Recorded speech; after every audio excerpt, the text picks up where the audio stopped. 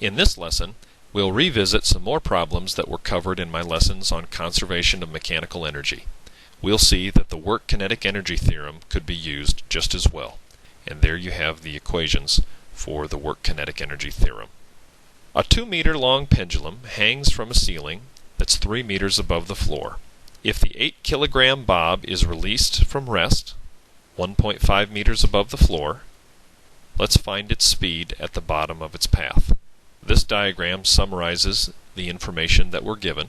We solved this problem using conservation of mechanical energy in a previous lesson, and now we're going to get the same answer using the work-kinetic energy theorem.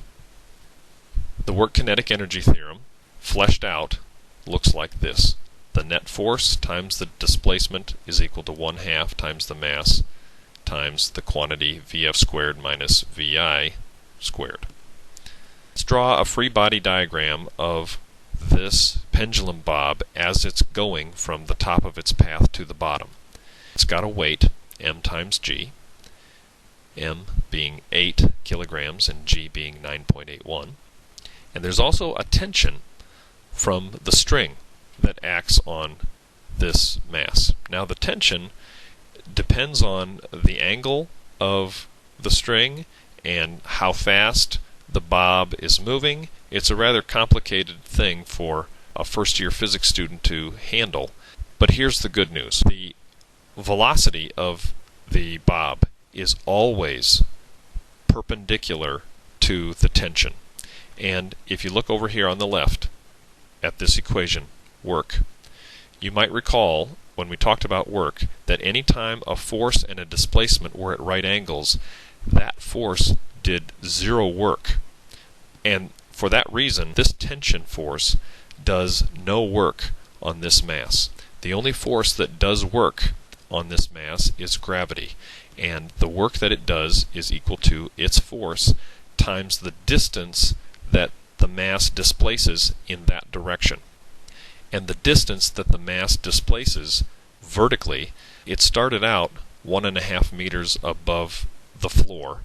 When it swings down to this position right here, if you look at the diagram at the top, from the ceiling down to the mass is 2 meters, which means if floor to ceiling is 3 meters, then the bob is now 1 meter above the floor, which means that it has been displaced a vertical distance of 0.5 meter. So I'm going to put 1/2 of a meter in there. Gravity acts downward, the displacement is downward, therefore the work that is done will be positive. I don't have to put a negative sign in front. Now we know the mass of the bob, we know the initial velocity to be 0, so we can solve this for the final speed of the bob, 3.1 meters per second, which is the same result we got when we used conservation of mechanical energy. An arrow of unknown mass, so I'm just going to call it m, is launched at an unknown angle with an initial speed of 45 meters per second. At the top of its path, its speed is 35 meters per second. How high does the arrow fly? Well, we're going to use the work-kinetic energy theorem here. Let's draw a free body diagram of the arrow as it's on its way from the launch point up to the top. It's got a weight, which is equal to m times g. Now g is 9.81, and m we don't know, so I've simplified this weight as best I can by saying 9.81 m. That's the net force, because we're going to ignore air resistance. As this arrow is in the air, the only force that's acting on it is its weight. That weight acts in the vertical direction, and the height is a vertical displacement. So this d in the equation is in fact the height that I want. That is what we're targeting right there. Now check it out. The weight acts downward and the displacement of the arrow is upward.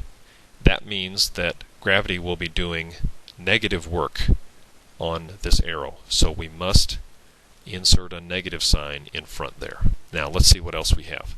The right side of the equation, again, we don't know what the mass is. We do know the final speed, so we can square that, and we know the initial speed, so we can square that. Notice that the m is irrelevant. I'm going to cross it off on both sides, and now it's just a matter of solving for d, 41 meters.